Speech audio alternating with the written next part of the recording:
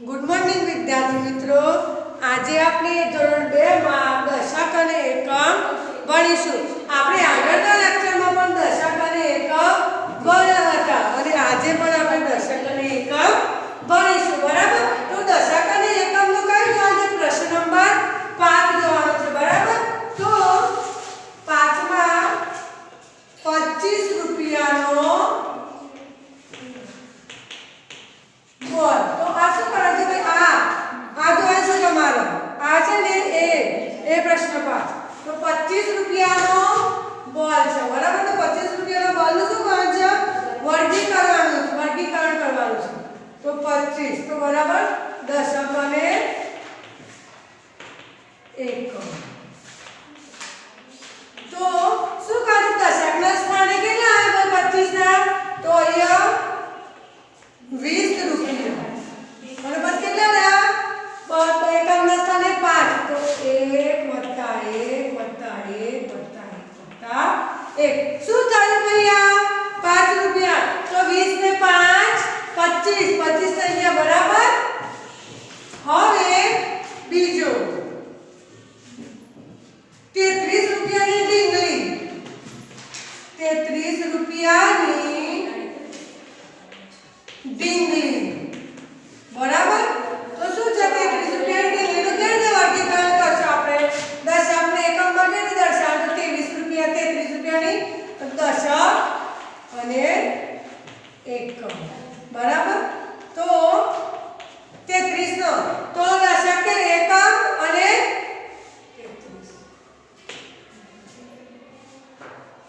એકમના સ્થાને કેટલી છે અને દશકના સ્થાને 33, તો દશક 30 રૂપિયા અને એકમ 1 + 1 + 1, બરાબર। કેટલું થઈ ગયું? 33 રૂપિયા થઈ ગયા ભાઈ।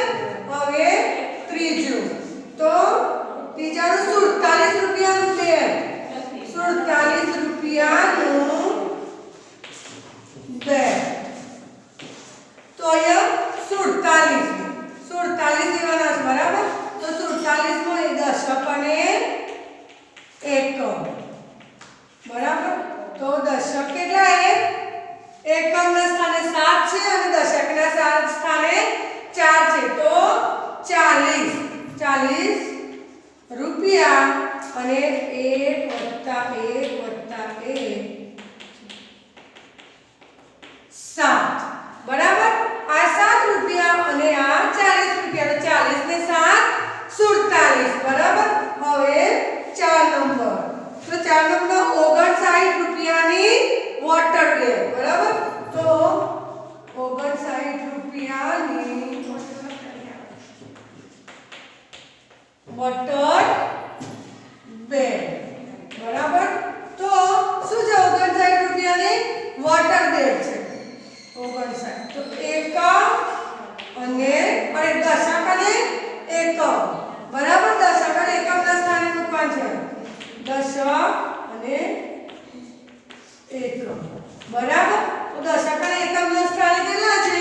તો એકમના સ્થાને 9 અને દશકના સ્થાને 5, તો અહીંયા 50 રૂપિયા અને એકમના સ્થાને 9, 1 2 3 4 5 6 7 8 અને 9, બરાબર। આ શું થયું? 9 રૂપિયા અને આ 50 રૂપિયા, તો 59 રૂપિયા થઈ ગયા, બરાબર। હવે છઠ્ઠો, તો 66 રૂપિયા અને પાંચમો, તો 66 રૂપિયા, 66 રૂપિયાની ટોપી, બરાબર। તો શું થાય? 66 રૂપિયા, તો દશક અને એકમ, બરાબર। અહીંયા એકમના સ્થાને કેટલા છે? 6 અને દશકના સ્થાને 6, તો 60, દશકના 60 અને એકમના 1 + 1 + બરાબર। તો કેટલા થયા ભાઈ? 60 રૂપિયા, 60 માં 6 ઉમેરીએ તો 66 રૂપિયા થયા, બરાબર। હવે આપણે પ્રશ્ન નંબર 5 જોયો, હવે પ્રશ્ન નંબર 6 જોઈએ।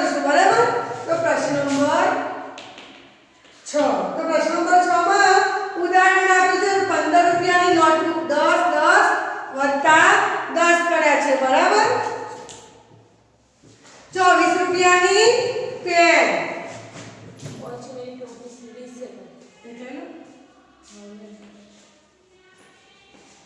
₹24 રૂપિયાની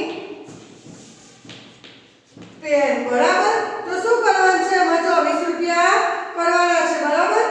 તો 10 વત્તા 10 વત્તા 10 અને 24 એટલે 10. બરાબર.